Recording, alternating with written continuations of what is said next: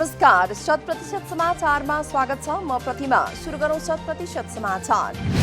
नेपालमा कोरोना भाइरसको नयाँ भेरिएन्ट कप्पा भेटिएको पुष्टि। परीक्षण गरिएका 47 नमुनामा डेल्टा भेरिएन्ट पुष्टि भएको छ भने 3 वटामा डेल्टाकै नयाँ म्युटेन्ट कप्पा भएको पुष्टि भएका 3 वटा नयाँ डेल्टा म्युटेन्टको नाम AY1 राखिएको स्वास्थ्य मन्त्रालयद्वारा मंगलबार जारी गरिएको विज्ञप्तिमा उल्लेख। भेटिएका भेरिएन्ट र म्युटेन्टहरू बढी संक्रामक भएको मन्त्रालयद्वारा जानकारी। यी भेरिएन्ट र म्युटेन्टहरू सबै उमेर समूहका व्यक्तिलाई असर पार्ने विज्ञप्तिमा उल्लेख। भाइरसको नयाँ उत्परिवर्तनसँगै जनस्वास्थ्यका मापदण्डलाई कडाइका साथ पालना गर्न आग्रह। पछिल्लो 24 घण्टामा देशभर 3,879 जनामा कोरोना संक्रमण पुष्टि। यो सहित नेपालमा कोरोना संक्रमण पुष्टि हुनेको संख्या 7,42,817 पुग्यो। यस्तै पछिल्लो 24 घण्टामा 1,778 जना निको भएको स्वास्थ्य मन्त्रालयद्वारा जानकारी। कोरोना संक्रमण मुक्त हुनेको संख्या 6,47,079 पुगेको तथ्याङ्क। मंगलबार थप 20 जनाको मृत्यु भएसँगै नेपालमा कोरोना संक्रमणबाट मृत्यु हुनेको संख्या 9,758 पुगेको मन्त्रालयको तथ्याङ्क। नेपाली कांग्रेसको क्रियाशील सदस्यता छानबिन समितिका पदाधिकारीले बुझाए प्रतिवेदन। मंगलबार समितिले प्रधानमन्त्री एवं नेपाली कांग्रेसका सभापति शेरबहादुर देउवाको निजी निवास पुडानेल कण्ठ पुगेर बुझायो 13 पृष्ठको प्रतिवेदन। समितिद्वारा 14 महाधिवेशनको प्रायोजनका लागि कुल 8,52,711 सदस्यलाई क्रियाशील सदस्यता प्रदान। विवरण अनुसार 4,43,678 जना नयाँ सदस्य थपिएका छन् भने 4,09,000 को भएको छ नवीकरण। सबैभन्दा धेरै बागमती प्रदेशमा 1,86,000 क्रियाशील सदस्यको नाम अनुमोदन। सबैभन्दा कम कर्णालीमा 54,566 जनालाई सदस्यता प्रदान। रमेश लेखक नेतृत्वको समितिले तयार पारेको प्रतिवेदन पदाधिकारी बैठकमा छलफलपछि केन्द्रीय कार्य समितिमा पेश हुने। धनुषा क्षेत्र नम्बर 4 सर्लाही 2 र 12 तथा सप्तरी जिल्लाको क्रियाशील सदस्यता विवाद भने टुङ्गो लगाउन नसकिएको समितिद्वारा जानकारी। पार्टीको क्रियाशील सदस्यता वितरणमा न्याय गर्न माग गर्दै आएका नेपाली कांग्रेसका नेता कार्यकर्ताले तोडे आमरण अनसन। नेता कार्यकर्ताको माग सम्बोधन गर्ने गरी 6 बुँदे सहमति भएपछि मंगलबार अपराह्न जुस पिएर उनीहरूले तोडेका हुन् आमरण अनसन। पार्टीको तर्फबाट उनीहरूको माग सम्बोधन गर्ने 6 बुँदे सहमतिमा नेता डाक्टर रामचरण महत र डाक्टर प्रकाश शरण महतले गर्नुभयो हस्ताक्षर। आफूहरूमाथि न्याय हुने अपेक्षाका साथ आमरण अनसन तोडिएको केन्द्रीय सदस्य डाक्टर चन्द्रमोहन यादवको भनाई। पार्टीको आधिकारिकता गुमाएको जसपा महन्त ठाकुर पक्ष शेरबहादुर देउवा नेतृत्वको सरकारमा नजाने। संघीय संसद र प्रदेश सभाका काठमाडौँमा उपलब्ध सांसदहरूको मंगलबारको छलफलमा सरकारमा नजाने ठाकुर पक्षको निर्णय। निर्वाचन आयोगले पार्टी फुटाइदिएको ठाकुर पक्षको आरोप। जनता समाजवादी पार्टीको आधिकारिकता गुमाएको महन्त ठाकुर पक्ष सर्वोच्च अदालत जाने। सोमबार निर्वाचन आयोगले जनता समाजवादी पार्टीको आधिकारिकता उपेन्द्र यादव पक्षलाई दिएपछि आयोगको सो निर्णय विरुद्ध सर्वोच्च अदालत जाने ठाकुर पक्षको निर्णय। पार्टी एक रहोस् भन्ने प्रयास कतैबाट पनि नभएको र आयोगले सँगै बस्ने वातावरण नदिएको नेता कर्णको आरोप। गणतन्त्र, धर्मनिरपेक्षता तथा समावेशिता लगायतका राजनीतिक उपलब्धिको विषयमा अन्य नेता सोच्ने बेला नभएको एमाले नेता सुभाष नेमाङको भनाई। गणतन्त्र, धर्मनिरपेक्षता र समावेशिता लगायतका राजनीतिक परिवर्तनहरू संविधान सभाले ल्याएको सबैभन्दा ठूलो उपलब्धि भएको नेता नेमाङको धारणा। यद्यपि लोकतान्त्रिक मुलुक भएकाले छलफल जुनसुकै विषयमा हुन सक्ने तर्क। पार्टीभित्र एमाले एकताको विपक्षमा कोही नभएको नेता नेमाङको दावी। प्रधानमन्त्री शेरबहादुर देउवा र नेकपा माओवादी केन्द्रका अध्यक्ष पुष्पकमल दाहाल बीच भेटवार्ता। प्रधानमन्त्रीको सरकारी निवास बालुवाटारमा मंगलबार बिहान भएको भेटवार्तामा मन्त्री परिषद विस्तार र समसामयिक विषयमा छलफल भएको जानकारी। कांग्रेस सभापति देउवा असार 29 गते प्रधानमन्त्रीमा नियुक्त भएसँगै कांग्रेस र माओवादी केन्द्रका तर्फबाट 2 जना बन्नु भएको थियो मन्त्री। यस्तै प्रधानमन्त्री देउवाले आइतबार थप्नु भएको थियो 1 जना राज्य मन्त्री। स्वास्थ्य राज्य मन्त्रीको नियुक्तिलाई लिएर कांग्रेस भित्रैबाट प्रधानमन्त्रीको भइरहेको छ आलोचना।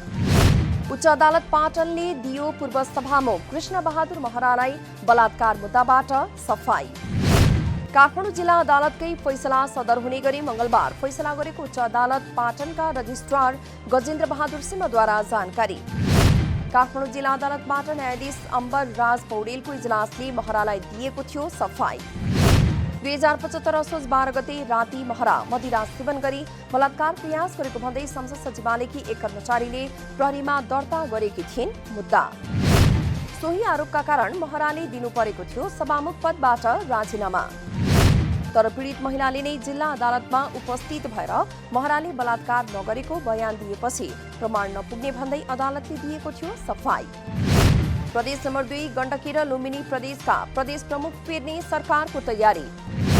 शेरबहादुर देउवा नेतृत्वको सरकारले अघिल्लो सरकारले नियुक्त गरेको 3वटा प्रदेशका प्रदेश प्रमुख फेर्न खोजेको प्रधानमन्त्री स्रोतद्वारा जानकारी।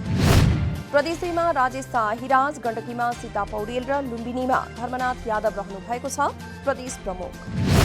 प्रदेश प्रमुखको नियुक्ति मन्त्री परिषदको सिफारिसमा राष्ट्रपतिले गर्ने संवैधानिक व्यवस्था।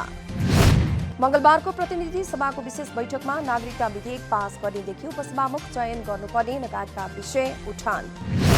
मन्त्री बन्न सक्छ को सक्दैन भन्ने बारेमा यथाशीघ्र कानून बनाउन नेपाली कांग्रेसका सांसद दिव्यमणि राज भण्डारीको आग्रह। नागरिकता विधेयक छिट्टो पारित गर्न सांसद लालबाबु पण्डितको माग। प्रमुख प्रतिपक्षी एमालेलाई संसदमा जिम्मेवारीपूर्वक भूमिका निर्वाह गर्न कांग्रेसका सचेतक पुष्पा भुषालको सुझाव। जनताले अनुभूत हुने गरी वित्तीय संहिता कार्यान्वयन गर्न सांसदहरूद्वारा सरकारको ध्यानाकर्षण। गर्भवती महिलाहरूको उद्धारमा हवाईद्वारा उद्धार गर्न पाउने व्यवस्था प्रभावकारी भएको तर सिफारिस गर्न प्रावधान झन्झटिलो भएको गुनासो। निर्मला पन्तको न्यायका लागि अनुसन्धानका फाइलहरू तत्काल खोल्न राष्ट्रिय सभा सदस्य प्रकाश पन्तद्वारा सरकारको ध्यानाकर्षण। कोरोनाले थलिएको सार्वजनिक यातायात क्षेत्रका व्यापारी व्यवसायी तथा मजदूरहरूको समस्याहरूको सम्बोधन गर्न पनि सांसदहरूको सुझाव। मंगलबारको प्रतिनिधि सभाको शून्य समयमा कोभिड खोपलाई व्यवस्थापन गर्नेदेखि बालबालिकाको अनलाइन गेम बन्द गर्ने सांसदहरूको माग। शून्य समयमा बोल्दै अनलाइन गेम बन्द गर्न सांसद आशा कुमारी विकको माग।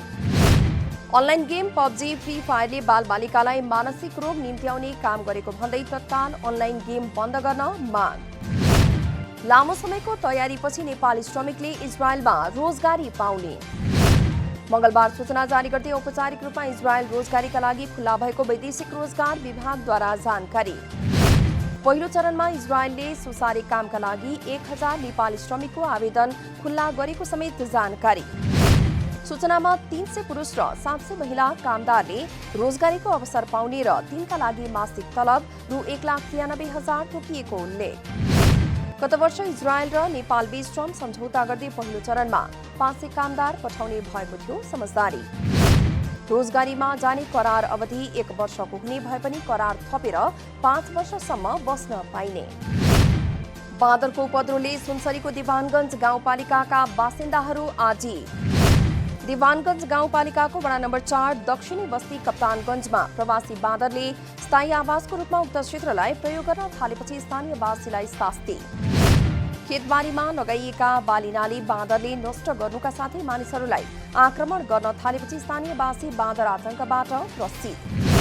बाँदरहरूले सागसब्जी र अन्नबाली खाइदिने तथा खेदाउने क्रममा मानिसलाई समेत आक्रमण गरेर घाइते बनाउन थालेको स्थानीय सुरेन्द्र मेहताको भनाइ। दिवानगञ्जवासीलाई बाँदरको आतंकबाट मुक्ति दिलाउन स्थानीय प्रशासन र गाउँपालिकाले ठोस कदम नचालेको स्थानीयको गुनासो। ताप्लेजुङको कञ्चनजङ्घा संरक्षण क्षेत्रमा नाउरको संख्या विगतका वर्षमा भन्दा बढ्दै गएको संरक्षणको भनाइ। गणनामा कञ्चनजङ्घा संरक्षण क्षेत्रभित्र 1421 संख्यामा नाउर रहेको संरक्षण क्षेत्रका कार्यालयद्वारा जानकारी। सिराहामा वर्षेनी रासायनिक मलको माग बढ्दै। माग अनुसार रासायनिक मलको आपूर्ति हुन नसकेपछि किसानहरू समस्यामा। वर्षेनी डीएपी र युरिया मलको आपूर्ति घट्दै गएपछि अन्य रासायनिक मलको बिक्री वितरण बढेको लाहानस्थित कृषि सामग्री कम्पनी लिमिटेडद्वारा जानकारी। आर्थिक वर्ष 2076-77 को तुलनामा गत आर्थिक वर्षमा 32,500 बोरा डीएपी र 6,440 बोरा युरिया मलको आपूर्ति कम भएको जानकारी। माग अनुसार आपूर्ति हुन नसक्दा जिल्लामा रासायनिक मलको हाहाकार हुने गरेको कृषि सामग्रीद्वारा जानकारी। बैंक तथा वित्तीय संस्थाको लाभांश वितरणमा राष्ट्र बैंकद्वारा कडाई। बैंक तथा वित्तीय संस्थाले कमाएको नाफाको धेरै रकम बैंकमै राख्नुपर्ने नीतिगत व्यवस्था। असल कर्जामा पनि 1.3% नोक्सानी व्यवस्था गर्नुपर्ने राष्ट्र बैंकद्वारा जानकारी। सबै प्रकारका कर्जामा जोखिम बापत तोकिएको प्रतिशतमा रकम छुट्याउनु पर्ने प्रावधान। कोभिडको जोखिमका कारण कर्जा प्रवाहमा नोक्सानी बापतको व्यवस्था बढाइएको राष्ट्र बैंकद्वारा जानकारी। एकीकृत निर्देशिकाको असर वाणिज्य बैंक तथा लघु वित्त संस्थाको शेयरमा परे पनि नेप्से परिसूचक हालसम्मकै उच्च बिन्दुमा। मंगलबारको कारोबारपछि नेप्सेले कायम गरेको छ नयाँ उचाइ। यस्तै बजार पुँजीकरण पनि हालसम्मकै उच्च बिन्दुमा। मंगलबारको कारोबारपछि बजार पुँजीकरण रु 42 खर्ब 83 अर्ब 94 करोड 32,30,000 बराबर पुगेको नेपाल स्टक एक्सचेन्जद्वारा जानकारी। लगानीकर्ताको ध्यान आज विशेष गरी जीवन बीमा, उत्पादन निर्जीवन बीमा र जलविद्युत उपसमूहको शेयरमा परेको नेप्सेको विवरणमा उल्लेख। केन्द्रीय बैंकले सोमबार बैंक तथा लघु वित्त संस्थाको लाभांश वितरणमा कडाई गर्ने निर्देशिका जारी गरेपछि बैंकिङ र लघु वित्त उपसमूहको शेयर घट्यो। उत्तर तथा दक्षिण कोरिया बीच उच्च राजनीतिक तहमा आपसी कुराकानी गर्ने सोझो टेलिफोन सम्पर्क हटलाइन फेरि सुरु। गएको वर्षको जुनमा उत्तर कोरियाले बन्द गरेको थियो हटलाइन सेवा। दुवै देशका नेताहरूबीच विश्वास पुनः स्थापित गरी सहकार्य बढाउन सहमति। दुई देशबीचको सम्मेलनमा सहमति नजुटेपछि उत्तर कोरियाले सन् 2020 को जुनदेखि बन्द गरेको थियो हटलाइन। अफगानिस्तानमा यो वर्षको 6 महिनामा अहिलेसम्मकै ठूलो संख्यामा गैर सैनिकहरू मारिएको संयुक्त राष्ट्र संघद्वारा जानकारी। एउटा नयाँ प्रतिवेदनमा सन् 2021 मा अहिलेसम्म 1600 जना भन्दा धेरै गैर सैनिकको मृत्यु भएको उल्लेख। सर्वसाधारण अफगान नागरिकका निम्ति यो सबैभन्दा घातक वर्ष बन्न सक्ने सम्भावना। अन्तर्राष्ट्रिय सेनाको वृद्धिसँगै मे महिनादेखि तालिबानले देशभरि बढाएको छ आक्रमण।